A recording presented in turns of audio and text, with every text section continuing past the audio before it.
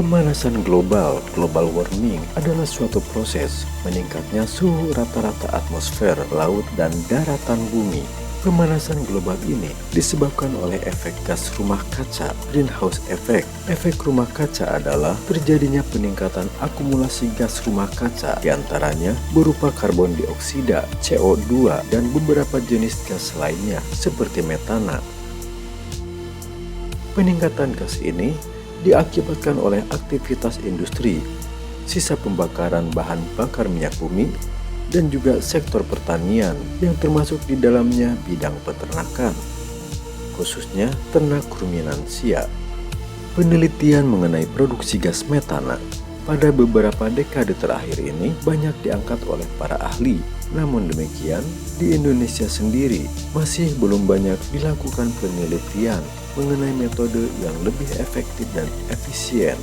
Hal ini tentunya menjadi PR besar yang harus diselesaikan oleh berbagai pihak, tentunya pemerintah bersama stakeholder terkait, dengan terus melakukan riset dan uji coba agar dapat meminimalisir gas yang dihasilkan serta menemukan formula yang tepat untuk mengatasi efek rumah kaca. Kelompok Riset Adaptasi dan Mitigasi Perubahan Iklim Sektor Peternakan, Badan Riset dan Inovasi Nasional akan menyuguhkan sebuah catatan visual melalui film dokumenter ini.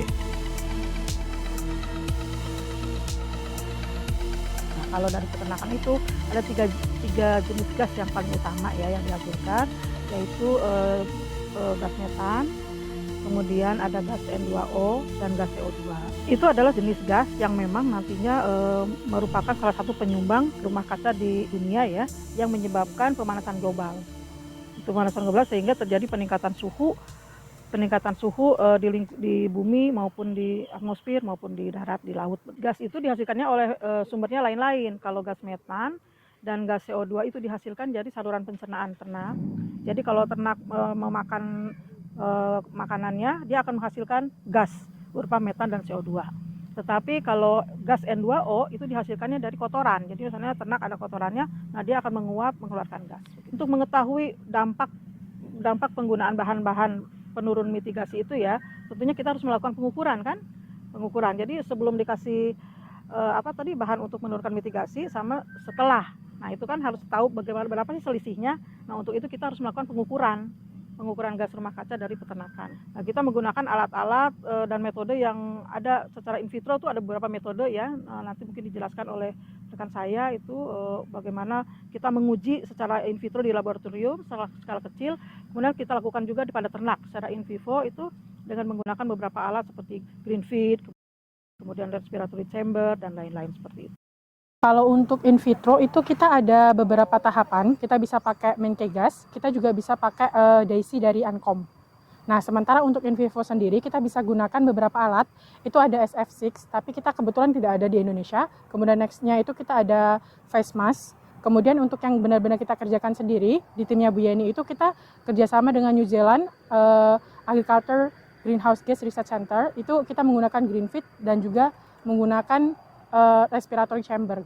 Saya akan sedikit menjelaskan tentang teknik in vitro untuk pengukuran produksi gas. Jadi selama ini telah banyak dikembangkan teknik in vitro seperti halnya Theodoru, kemudian ada Menkes gas, dan yang cukup baru menggunakan metode RF gas. Secara prinsip, metode in vitro adalah mensimulasikan kondisi yang terjadi di dalam rumen ternak dengan menggunakan buffer artificial atau buffer buatan, kemudian menggunakan inokulum yang berasal dari cairan rumen ternak.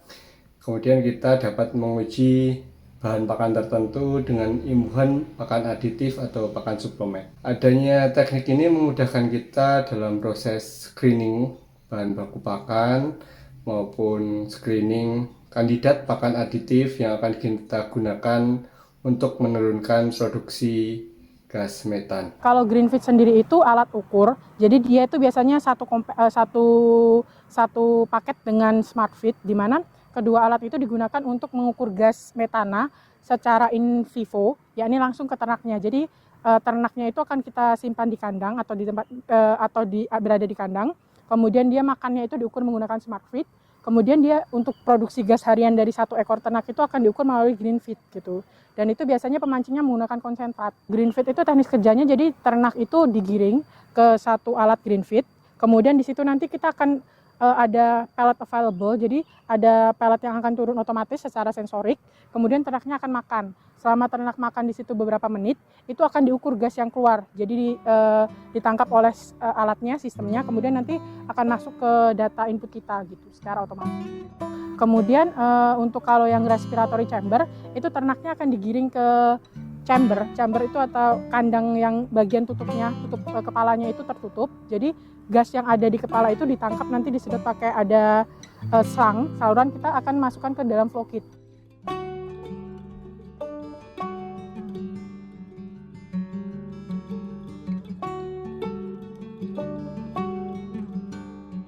Nanti gas-gas yang terukur harian itu akan masuk ke sistem di flow kit, kemudian dihitung berapa karbon dioksida yang diproduksi, berapa kandungan metannya. Itu langsung juga diternak dan diukurnya setiap hari.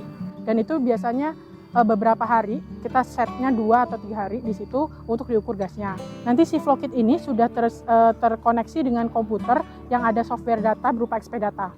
Jadi kita bisa akses data yang terinput di respiratory chamber tadi melalui XP data ini.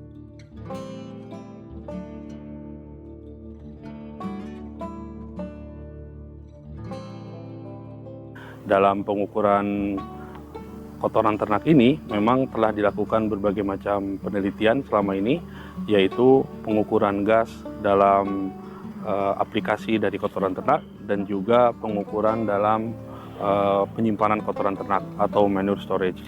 Dua hal ini telah merupakan salah satu sumber dari emisi dari kotoran ternak tersebut, di mana emisi kotoran ternak dari tempat penyimpanan dan juga aplikasi di lahan itu merupakan kondisi atau manajemen kotoran yang selama ini dilakukan di Indonesia.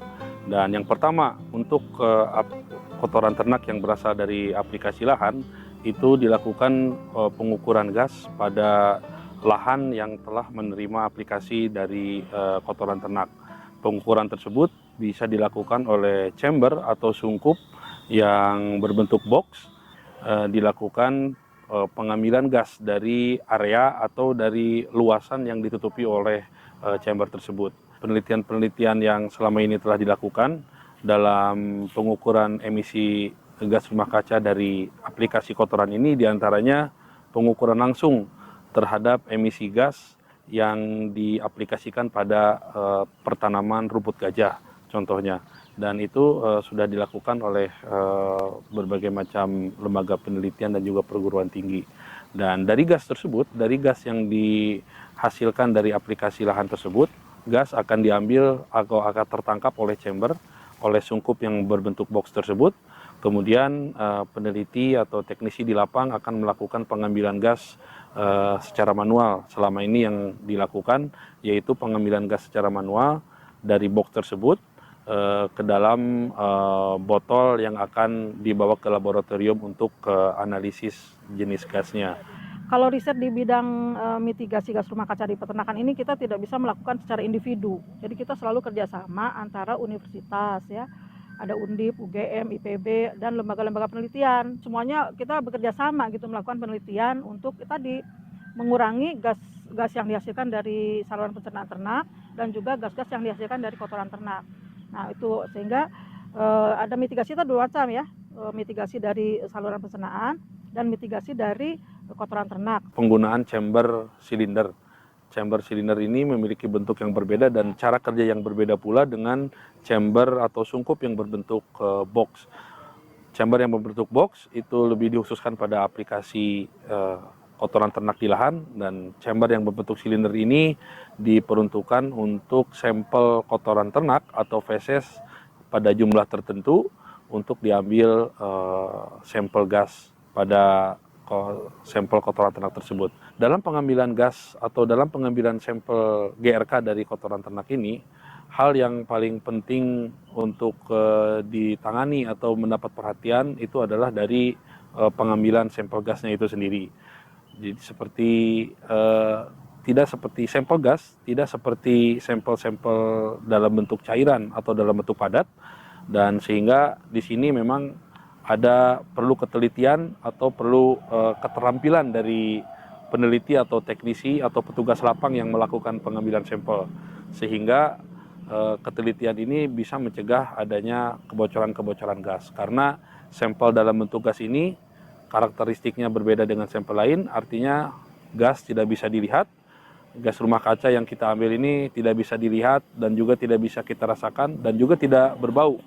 Sehingga untuk mencegah kebocoran itu memerlukan ketelitian dan keterampilan dari peneliti, teknisi atau petugas di lapangan. Kalau kita lihat proporsinya, yang menyumbang paling banyak itu memang ternak ruminansia. Lebih dari 70% gas rumah kaca dari peternakan itu dihasilkan dari ternak ruminansia. Kita masukkan ke dalam ruminansia itu ada sapi potong atau sapi perah begitu ya, kemudian ada domba, ada kambing dan ada kerbau. Itu jadi hewan berkaki 4 begitu ya yang mengkonsumsi rumput-rumputan. Ini juga berlaku pada dua jenis chamber tersebut, baik itu chamber dalam bentuk box maupun dalam bentuk silinder. Secara prinsip metodenya sama, hanya perbedaan hanya terletak pada jenis sampel yang akan diukur dan juga satuan akhir gas rumah kaca nanti yang dihasilkan. Apabila chamber box atau chamber yang digunakan dalam aplikasi lahan, satuan akhir gas rumah kaca akan berbasis luasan area, dalam hal ini hektar atau luasan lain yang bisa dikonversikan. Sementara satuan gas rumah kaca yang diperoleh dari chamber yang berbentuk silinder itu akan berbasis berat atau akan berbasis jumlah berat dalam bentuk kilogram dari sampel yang kita masukkan dalam chamber silinder tersebut. Semakin banyak gas yang dihasilkan ya semakin tinggi suhunya, suhu permukaan kan, suhu bumi ini. Kalau semakin tinggi suhu bumi kan akan berdampak pada perubahan iklim ya. Perubahan iklim, climate change, itu nanti ada banjir, suhunya semakin tinggi, itu akan berpengaruh terhadap kehidupan manusia. Itu jadi tujuan dari kenapa kita harus memitigasi itu yaitu mengurangi gas-gas yang dihasilkan oleh peternakan ke luar begitu, sehingga mencegah terjadinya peningkatan suhu bumi. Semakin banyak gas yang dihasilkan oleh ternak itu berarti semakin sedikit makanan yang bisa dipakai untuk pertumbuhan badannya. Jadi ada makanan yang masuk. Kalau dia dikeluarkan sebagai gas, berarti yang dipakai untuk produksi susu misalnya untuk bobot badan itu semakin sedikit.